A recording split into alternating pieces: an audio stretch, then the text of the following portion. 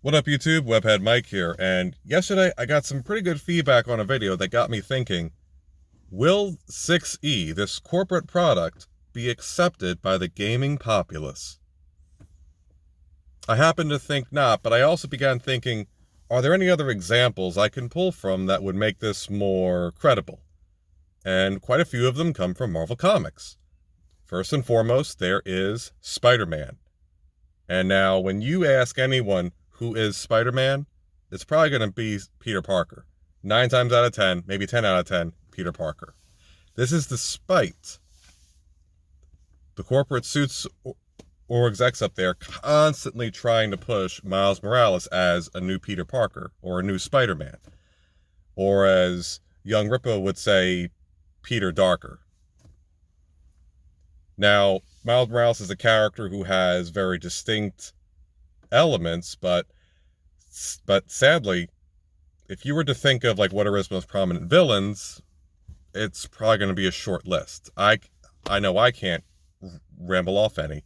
If you were to say what are some memorable comic runs, I'd be shocked if anyone could say any.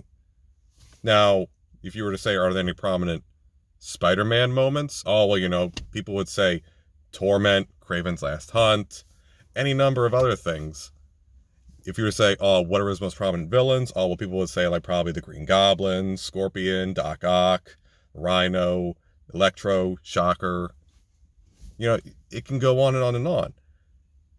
And anytime Miles Morales shows up and calls himself Spider-Man, it always has to say Spider-Man Miles Morales. It could be his comic book, his own show, video game, action figure.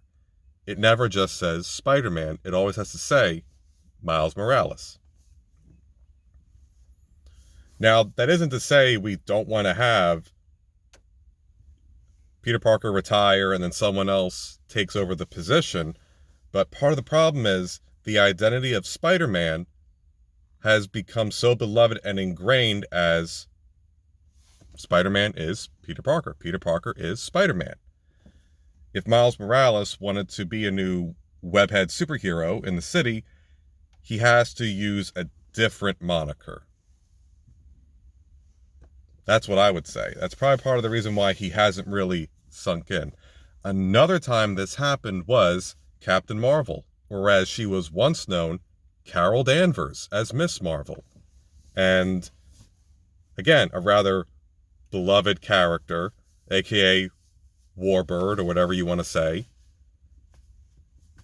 She was practically forced into the role of being Captain Marvel because Marvel Comics said, hey, DC Comics has a prominent female superhero. Why don't we have one that's nearly that? So we're going to shove Carol Danvers into the suit of Captain Marvel, and then she'll be a flagship. Well, I don't think that's worked out so well. And even in her movie right now, I'm sorry, it's not her movie anymore.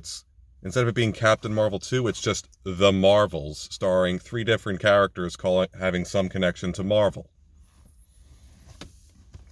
With Monica Rambeau, who should be the first Captain Marvel if you're going to do it with a woman anyway. Then there's Carol Danvers, and then there's Kamala Khan. And then it just got shoved back from, I think, this summer to this winter. That's pretty drastic. Have to imagine there's probably a lot of reshoots that are happening. And her own run, Captain Marvel, has been reset at least 4 times. And then another one that was pushed on us, speaking of, was Kamala Khan's Miss Marvel. Now, this is a Sana Amanat character insert who was constantly trying to be pushed as popular as Spider-Man. And again, just like with Miles Morales, I'd be shocked if anyone could say, what's her rogues gallery? What are her prominent runs? What is she known for? Other than her personality being fangirl. You can't just expect people to like something just because you just put it out there. And 6E is going to have that exact same problem. I would be very, I just can't see it happening where 6E is more popular than 5E. 6E is going to be a shadow of 5E. especially with so many newer, cooler, better, and more ingenuitive RPGs out that are going to be competing with it. Index Card RPG, Genesis, Shadow Dark, Dragonbane, Alien RPG, The One Ring. And these are really good. I just saw Shadow Dark on Kickstarter. Can't wait to back that. And when people talk about 6e, it's often because they want to use elements of 6e in their 5e game. Not really excited for running 6e.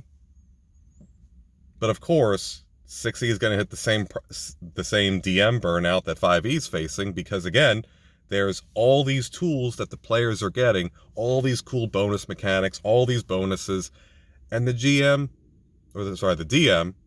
getting nothing.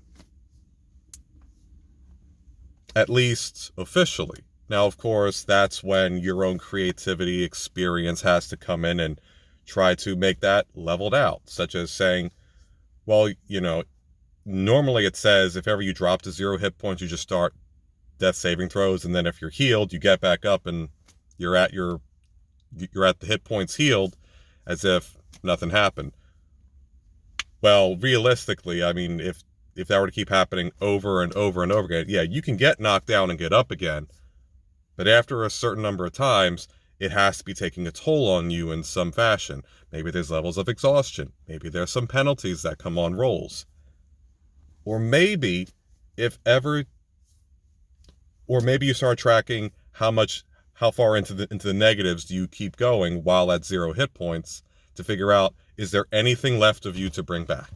Is it even worth it? Can it be done? Are you too far gone? But yeah, so I'm going to stick with saying 6e will not reach the heights that 5e has, because people are happy with 5e. People are happy with Peter Parker as Spider-Man. People were happy with Carol Danvers as Miss Marvel.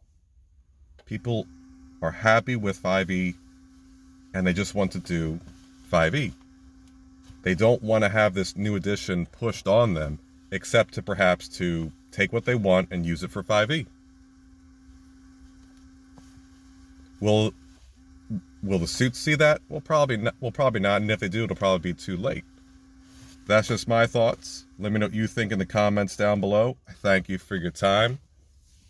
And until next time, Webhead Mike, out.